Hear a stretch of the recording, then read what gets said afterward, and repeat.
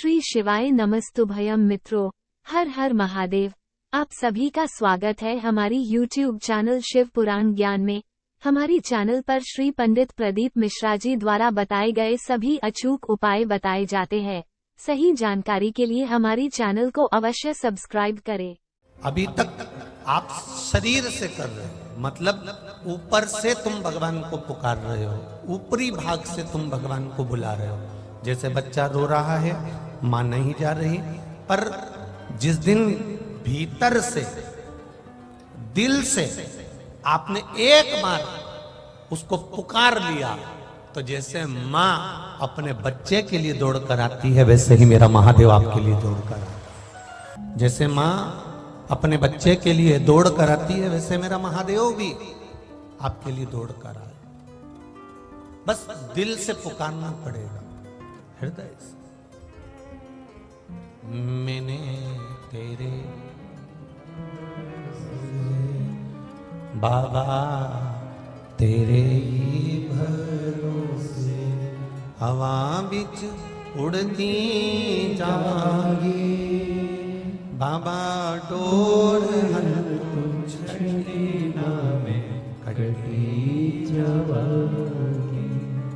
भोले मैं तेरी पतंग, शंभू मैं तेरी पतंग, हवा बिच उड़ती जावांगी, बाबा डोर छड़ी नामे कटी जावांगी। एक बार अगर हमने उसको दिल से पुकारा है, एक बार हमने उसको दिल से कहा है, एक बार हमने उसको निवेदन किया है, तो उसने आकर हमको संभाला है। आप बस उसको दिल से पुकारो। भजन करना तो दिखावे से मत करना, कीर्तन करना तो दिखावे से मत करना। एक लोटा जल भी आप देवाधिदेव महादेव को चढ़ाओ तो दिखावे से मत चढ़ाओ। आप अगर महादेव के मंदिर जा रहे हो, महादेव के पास में जा रहे हो, भजन करने जा रहे हो, तो दिखावे से नहीं जा रहे। जल छल से मत चढ़ा। शिव जी को जल चढ़ाना तो छल भी चढ़ाइए, छल से हटकर। ऊपर से मेरे भोलेनाथ जी को ना पुकारिए, ऊपरी दिखावे से मेरे महादेव को ना बुलाइए।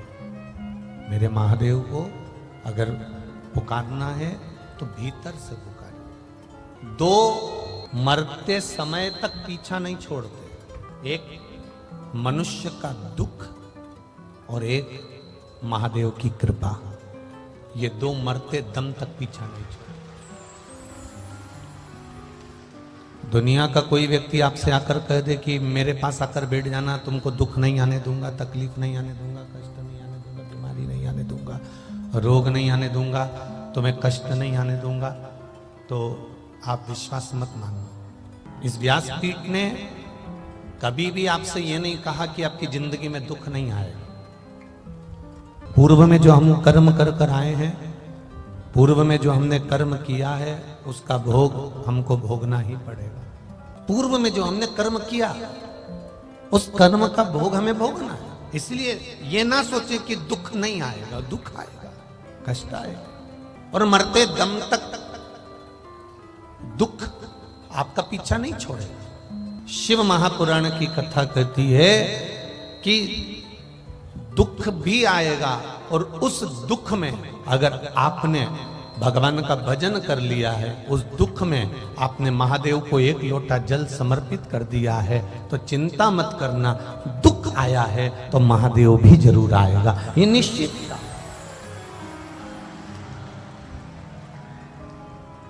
अगर दुख आ भी गया है, दुख सम्मुख में आ भी गया है, तो महादेव की कृपा भी होगी, ये निश्चित है। बस तुम्हारा विश्वास, तुम्हारा भरोसा, तुम्हारी दृढ़ता, ये मूल होना चाहिए। यहां पर कथा सुनने के लिए आप लोग इतनी इतनी दूर से आए हो, किस लिए आए? कोई तुमसे पूछे कि यहां पर आने का कारण क्या है, क्यों तुम ये इस पावन धरा पर आकर क्यों कथा सुन रहे? कोई आपसे पूछे।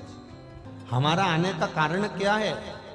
केवल उस महादेव की भक्ति को और उसके विश्वास को हमें हृदय से पक्का करना है और उस महादेव का एक बार दर्शन करना है। इसलिए हम यहां पर, हमारा मूल उद्देश्य है शिव को प्राप्त करना, भगवान शंकर को प्राप्त करना।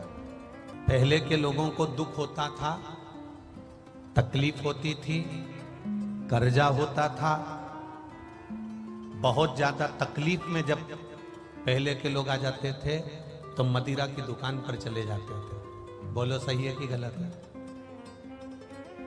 और मदिरा वाला उनके हाथ में एक मदिरा की बोतल पकड़ा देता था और कोई उनसे पूछता, तुमने ये व्यसन क्यों करा, तुमने ये मदिरा क्यों पी, तुमने ये नशा क्यों करा? तो कि बड़ा दुखी हूं, बड़ा गम में हूं, बड़ा दुखी हूं, बड़ा गम में हूं। पहले थोड़ा सा दुख आता था, कर्जा हो जाता था, थोड़ी तकलीफ आती थी तो लोग मदिरा की दुकान जाते थे और बोतल पकड़ लेते थे। आज के जमाने में थोड़ा सा दुख आता है, थोड़ा सा कर्जा हो जाता है, थोड़ी सी तकलीफ हो जाती है तो लोग शिव के मंदिर जाते हैं और लोटा पकड़ लेते हैं। कई लोग कहते हैं पहले और आज में क्या अंतर है? हम उनसे इतना ही कहना चाहेंगे, पहले दुख आता था तो मदिरा की बोतल पकड़ते थे, आज दुख आता है तो मंदिर जाने के लिए जल का लोटा पकड़ते हैं। और उसमें डूबे तो परिवार और राख हो जाता है, और शिव भक्ति में डूबे तो परिवार निखल कर आगे बढ़ जाता है। ये शिव तत्व है, ये ओघड़ी का तत्व है, ये शंकर की कथा है, ये उसका विश्वास, ये उसकी दृढ़ता। आएगा दुख, संसार में ऐसा कोई नहीं जन्मा जिसको दुख नहीं आया। और तुम्हारे पास ऐसा कोई व्यक्ति हो जो तुमसे कह दे कि तुम्हारे पास में दुख नहीं आएगा, मैं बैठा हूं और दुख नहीं आने दूंगा, तो फालतू की बात है। किसी के चक्कर में मत पड़ना, स्पष्ट बात कह रहे हैं। अच्छे से सुन लेना, पुराने कर्म का भोग तुमको भोगना पड़ेगा, चाहे सियोर वाला महाराज हो, चाहे दुनिया का कोई महाराज हो, और चाहे आप हो, चाहे हम हो। हमने जो पूर्व में किया वो हमको नहीं मालूम, उसके कर्म का भोग भोगना पड़ेगा। सिर आपका दुखेगा, हमारा भी दुखेगा। पेट आपका दुखेगा, हमारा भी दुखेगा।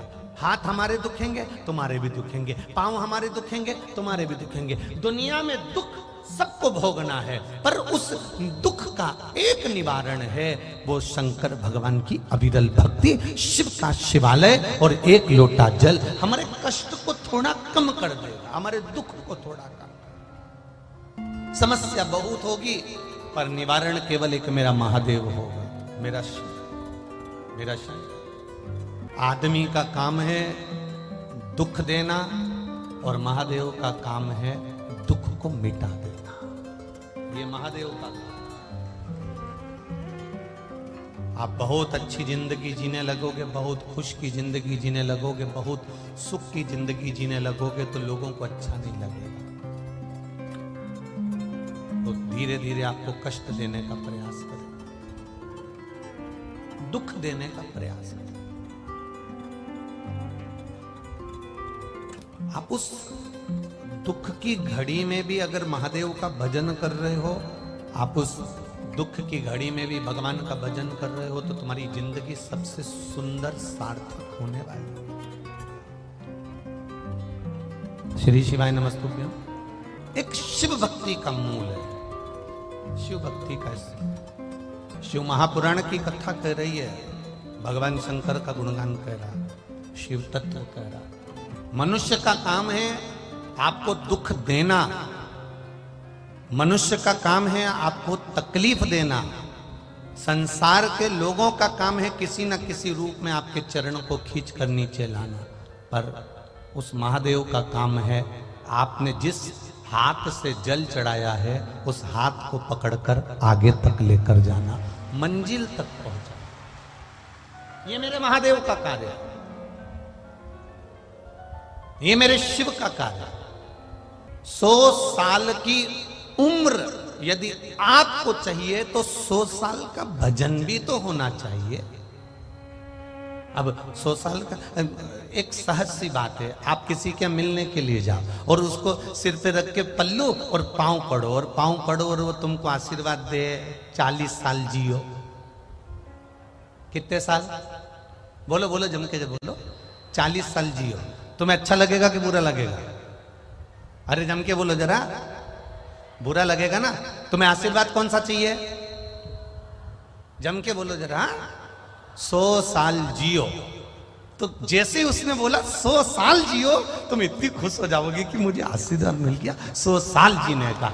और जैसे ही किसी के चरण छुए, प्रणाम करा, पांव पड़ा, किसी को नमन करा और किसी ने कह दिया 30 साल जियो, तो कितना बुरा लगे। मतलब आशीर्वाद तुमको चाहिए पूरा पूरा कि मैं 100 साल जीऊं, तो फिर भजन भी तो चाहिए कि तू 100 साल भगवान का भजन करती रहे और ऐसी की ऐसी रहे, शिव की भक्ति में डूबी रहे। ऐसा स्मरण हमारे भीतर भी तो होना चाहिए। उम्र चाहिए 100 साल की। कोई अगर अगर कहीं का आशीर्वाद में इतना भी कह देना 1 साल कम करके, मात्र 1 साल कम करके तुमने धोख लगाई, प्रणाम करा, नमन करा और किसी ने आशीर्वाद दे दिया 99 साल जियो, तो भी तुमको बुरा लगेगा। अब 1 साल ही कम करा है ना उसने, तो पर तुम्हें बुरा लगेगा, निश्चित है बुरा लगेगा। कोई 98 साल भी बोल देगा ना तो बुरा लगेगा। तुम्हें कितनी चाहिए कि 100 साल जियो, ये आशीर्वाद होना चाहिए। उसी तरह तुम्हारे भीतर ये भजन होना चाहिए कि मैं महादेव के मंदिर में अगर 100 साल जिंदा हूं तो मेरे महादेव इन पांव को, इस शरीर को ऐसा बनाकर रखना कि 100 साल तक तेरे पर जल चढ़ाती रहूं, इतना मेरा शरीर अच्छा बनाकर। अगर आपको यह वीडियो पसंद आया है तो कृपया वीडियो को लाइक करें, कमेंट करें और हमारी चैनल को सब्सक्राइब करें। श्री शिवाय नमस्तुभ्यम।